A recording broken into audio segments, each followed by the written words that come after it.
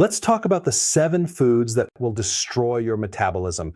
First of all, when I talk about a destroyed metabolism, I am talking about a slow metabolism. So it can go a longer period of time with a smaller amount of calories. That's actually a damaged metabolism because if you look at the cells and look deeply into the cells, you see these little mitochondria. These little guys adapt not by slowing down your metabolism, but by making it run longer on smaller amount of calories. So the real situation that's happening with the damaged metabolism is there's all of these available calories, but our body cannot use them. So if you really want to know what's happening with metabolic dysfunction, you have all of this fuel available, but it's not available to the cells. So if you were in your house, but you had a chain lock on your refrigerator and your pantry, the food's there, but you just don't have access to it. So then the body copes with that and it adapts by becoming more efficient.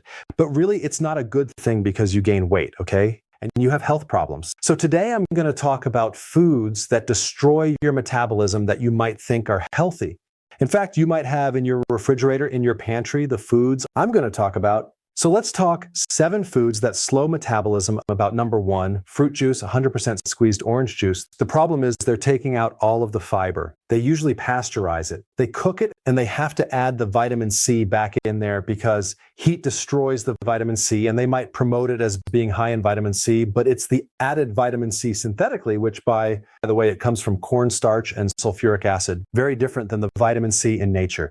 But the big problem with fruit juice is that it's 55% fructose. Okay, now fructose is a different type of sugar. All of your cells in your body can take in glucose, but only the liver can take in fructose. So it's a lot of stress for the liver. It causes problems with the liver, especially if you're consuming too much of it, because you're literally drinking liquid sugar like in one glass.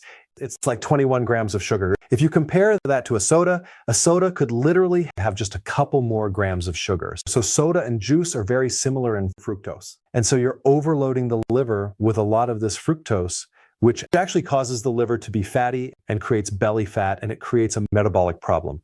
And so many people are consuming this thinking that this is a healthier version of soda, when in fact, it's probably pretty equivalent to drinking a soda because of the fructose. Okay? If you had a choice between fruit juice and fruit, give your children the actual fruit. That way it comes with the fiber and not just the refined sugar that comes out of it.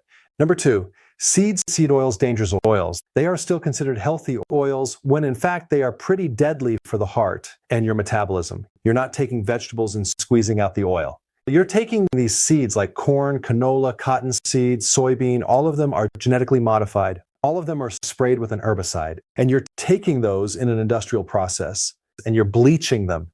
You're adding heat. You're refining them. I mean, think about it. These are very delicate oils. And you're going to add all this heat and all these chemicals, and then you're going to deodorize it, and you're going to say that it's good for the heart.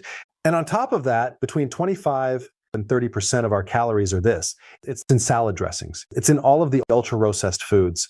It unfortunately lodges into our membranes and messes up our receptors, creating problems with our metabolism, including insulin resistance. In fact, almost every single restaurant that you go to is going to be cooking with these seed oils, and it takes like 600 days to get this out of the body. So I would start now. Replace them with extra virgin olive oil. If you ever hear anyone tell you that seed oils are not a problem, just ask them about the byproduct from the heating during the manufacturing of this called aldehydes, and ask them about that product. What about the aldehydes? Aldehydes are very, very toxic. Every time you heat them and reheat them like they do at the fast food restaurants, you're generating super concentrated amounts of aldehydes, which create the real damage in the cells. Next one, I'm oat milk, probably going to get in trouble for this.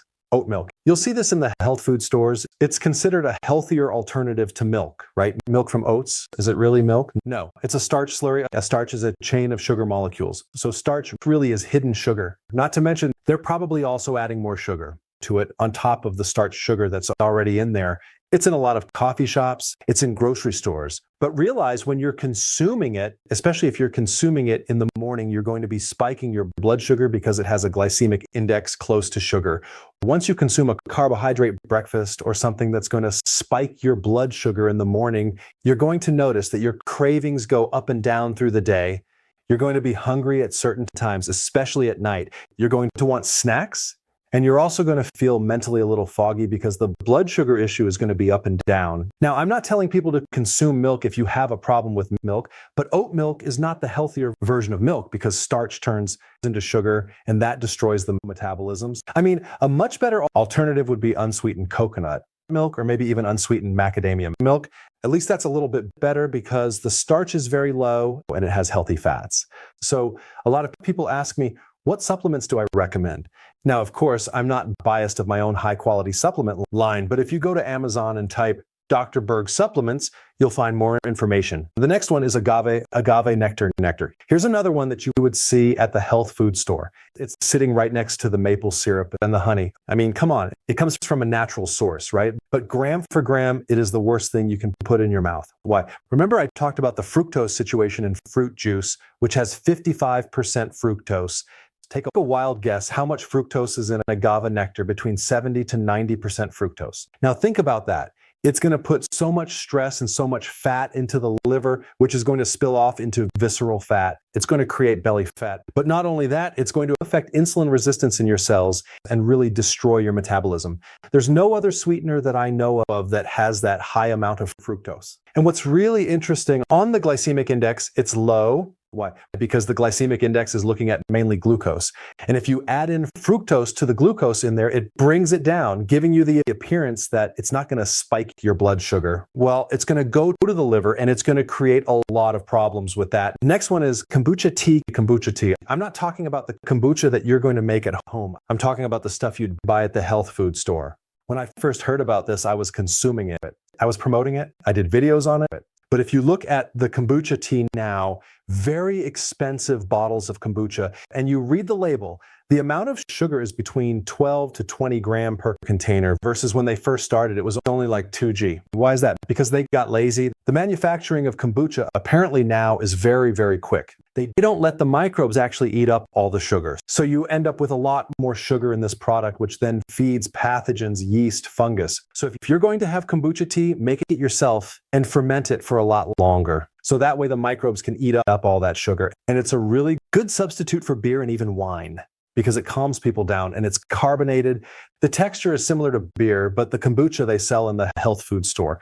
Start reading the labels because they're also adding other juice to it to sweeten it, to make it taste good. And there's just like massive amounts of sugar, which again, mess with your metabolism. Okay, next one is protein powder. Now, I'm not against protein, okay? What I am against is the bulk protein powders that they sell, especially at gyms, at health stores. I'm going to buy this protein powder to gain more mass and get bigger. Well, take a look at the first ingredient. It's not protein. It's the maltodextrin filler as the main ingredient that literally has over 1,000 calories per serving. So you're getting this hidden sugar, but it's not even classified as a sugar.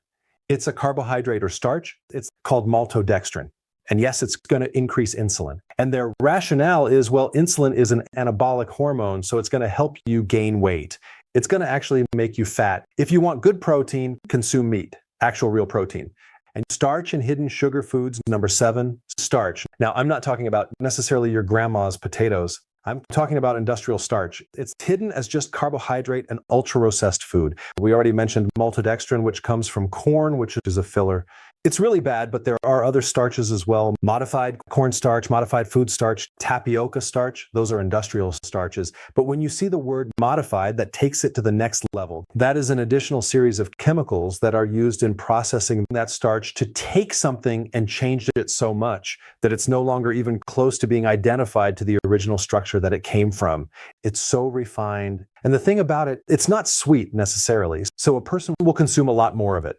An average person consumes hundreds of pounds of this per year compared to sugar, which is a lot less. So they're not classified as a sugar, but they act more like a sugar than sugar acts like a sugar. Now, I know some of you are depressed that you just learned all about this and you're going to have to change up the certain things in your refrigerator, in your pantry. I want to now have you focus on what you can eat, okay? And let's talk about the 7 healthiest foods that you can eat of all the other foods in this video right here. Check it out right now.